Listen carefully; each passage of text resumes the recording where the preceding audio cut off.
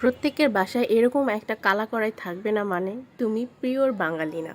মানে এরকম একটা কড়াই থাকবেই। শোকেস ভরা যতই দামি ভারী পাতিল থাকুক না কেন, ননস্টিকের প্যান বা বিভিন্ন রকম নতুন যেই সব পাত্র বের হয়েছে, তারপরও দেখবেন যে আমরা ঘুরে ফিরে কিন্তু এরকম একটা কালা কড়াই বের করে রান্না করি।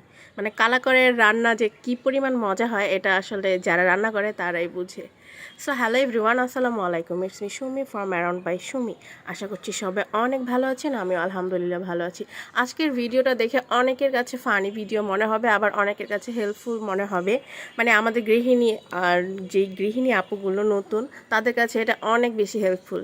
সেদিন যেহেতু হাতে অনেকটা সময় ছিল, ভাবলাম যে আমার কড়াইটা বেশ কালো হয়ে গিয়েছে, মানে ওইভাবে ঘষা মাজা হচ্ছে না। তো যেহেতু আমি পরিষ্কার করব, তাই ভাবলাম যে ছোট একটা করে ভিডিও করা যাক।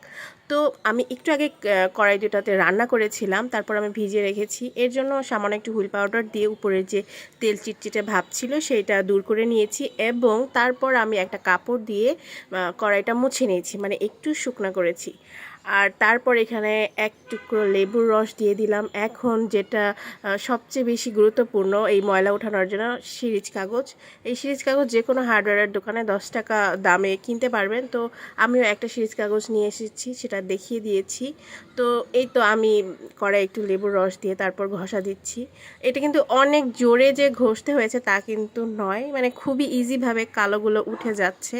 তবে হ্যাঁ, আমি অন্যদের মতন বলবো না যে একদম নতুনের মতন চকচকা করে ফেলবো, কারণ এত সময় বা এত শক্তি আমার নাই। আমার যতটুকু প্রয়োজন ঠিক ততটুকুই আমি পরিষ্কার করব।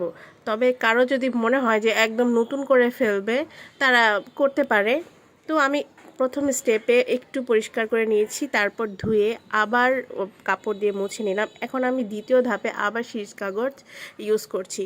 একটা কথা বলে রাখি, আমি যে সিরিজ কাগজটা এনেছিলাম এটা মানে আমার খুব ভালো পড়েনি, এর জন্য আমার একটু ঝামেলা হয়েছিল। তবে এর চেয়ে ভালো যে সিরিজ কাগজ, সে এটা পরিষ্কার করতে সেটা অনেক বেশি কার্যকরী। আমি সবসময় এইভাবে কড়াইগুলো পরিষ্কার করে রাখি। তো এই তো দেখতে পাচ্ছেন আমি একটা কাপড়ও নিয়ে নিয়েছিলাম, যেহেতু বারবার পিছলে যাচ্ছিল। এটা সেকেন্ড ধাপে প্রায় পরিষ্কার করা শেষ। এখন আমি ভালোভাবে ধুয়ে আরও এক ধাপ পরিষ্কার করে নেব।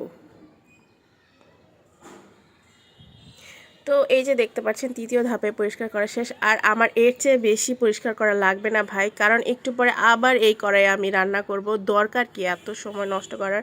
জীবন থেকে একটা কড়াই পরিষ্কার করতে জীবন থেকে এত মূল্যবান সময় নষ্ট করার কোনো দরকার আছে বলেন? Jokes part. তো যাই হোক, আমি ঠিক একইভাবে সেকেন্ড কড়াইটাও পরিষ্কার করে নিলাম। আর আপনারা এই ভিডিও দেখে ভাই অনেক হাসাহাসি করতে পারেন, কিছু করার নেই। এটা গৃহিণীরা বুঝে যে এটা তাদের জন্য কত ইম্পর্ট্যান্ট একটা ভিডিও হবে, মানে যারা জানে না। আর অনেক পদ্ধতিতে দেখছি মানুষ কড়াই বা বিভিন্ন পাতিল পরিষ্কার করে থাকে। আমার আসলে এত সময় নেই, আমি ইজিভাবে এই কাজগুলো করি। তো কথা বলতে বলতেই দেখেন আমার কড়াইটা একদম চকচকা হয়ে গিয়েছে, মানে আমার ঠিক যতটুকু প্রয়োজন ছিল ততটুকু পরিষ্কার করা হয়ে গিয়েছে। দেখছেন কত ইজিভাবে। তবে এটা করতে আমার মানে একদম হাতের অবস্থা খুবই খারাপ হয়েছে। আসলে যে কোনো সৌন্দর্যের পিছনে বললাম না, অনেক বেশি খাটনি খাটতে হয়। তো আমি তো একদম ঘেমে ছেমে একাকার হয়ে গিয়েছি। তো এই তো দেখতে পাচ্ছেন আমার অবস্থা কেমন। এখন আজকের ভিডিওটা এই পর্যন্তই। সবাই ভালো থাকবেন, সুস্থ থাকবেন। আর কড়াইটা পরিষ্কার করা মাত্রই দেখলেন একটু পরে আবার সেই চুলায় বসে ভাবলাম যে রান্না করি। তো এই জন্যই দরকার কি অতিরিক্ত পরিষ্কার করা, যতটুকু সম্ভব ততটুকুই করেছি। আজকের ভিডিওটা ভালো লাগলে অবশ্যই লাইক কমেন্ট শেয়ার করবেন আর কমেন্ট করে জানাবেন। So bye bye.